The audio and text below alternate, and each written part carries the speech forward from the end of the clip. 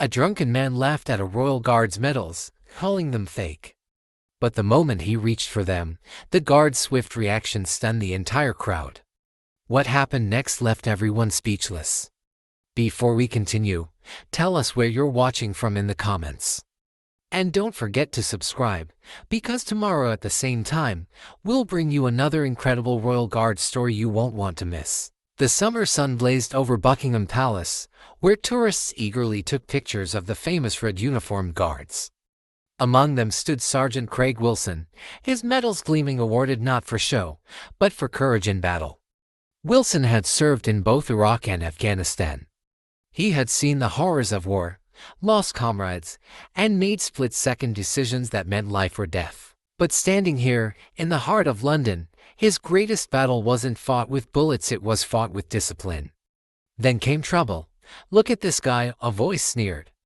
Darren Mitchell, a burly man fueled by 5 pints from a nearby pub, pushed through the crowd.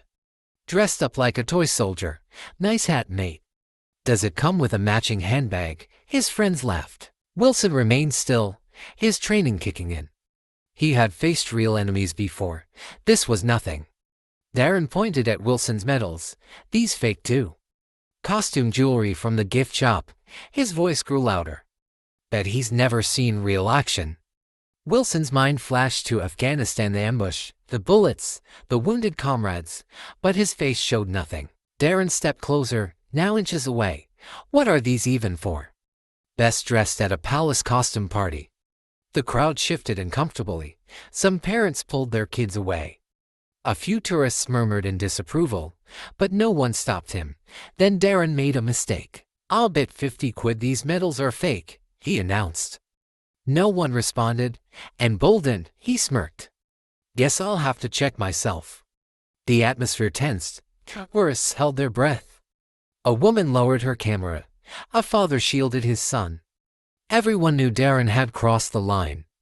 Darren reached out, his cigarette-stained fingers hovering over Wilson's Distinguished Service Cross. Then it happened. With lightning speed, Wilson's gloved hand locked around Darren's wrist.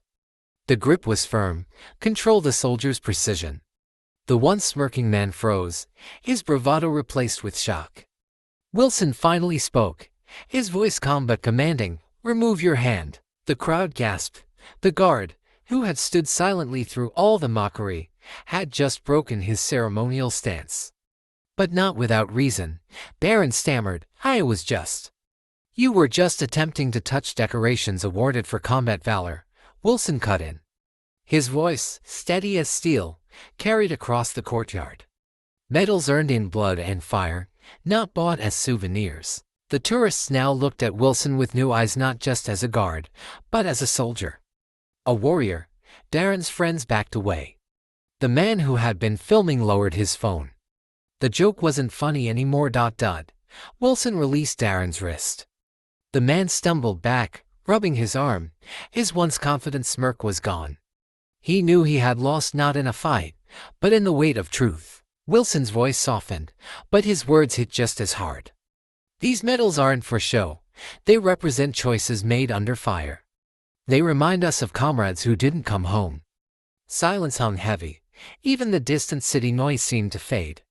A few tourists wiped their eyes. A police officer stepped forward. "Sir, I need your details," he told Darren. "Interfering with a Queen's Guard is an offense." Attempting to remove military decorations, he shook his head. "That's serious." An older man in the crowd spoke up. "He definitely tried to grab the medal," he confirmed. Others nodded. Darren swallowed hard. He looked at Wilson. I'm sorry. I was wrong." Wilson didn't move, his discipline unshaken.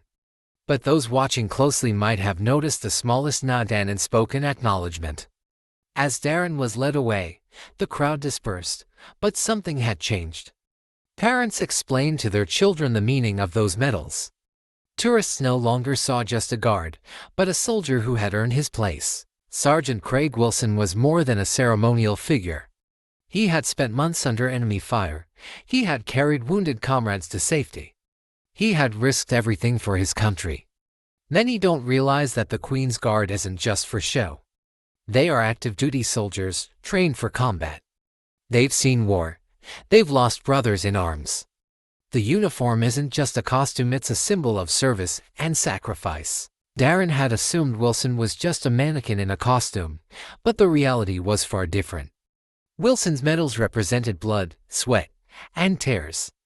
Each ribbon told a story of bravery and sacrifice. The Distinguished Service Cross wasn't given for standing still, it was given for valor in Afghanistan. Wilson had once carried a wounded soldier across 50 meters of open fire, risking his life. The campaign medal on his chest wasn't a souvenir, it was proof of service in some of the most dangerous places on earth.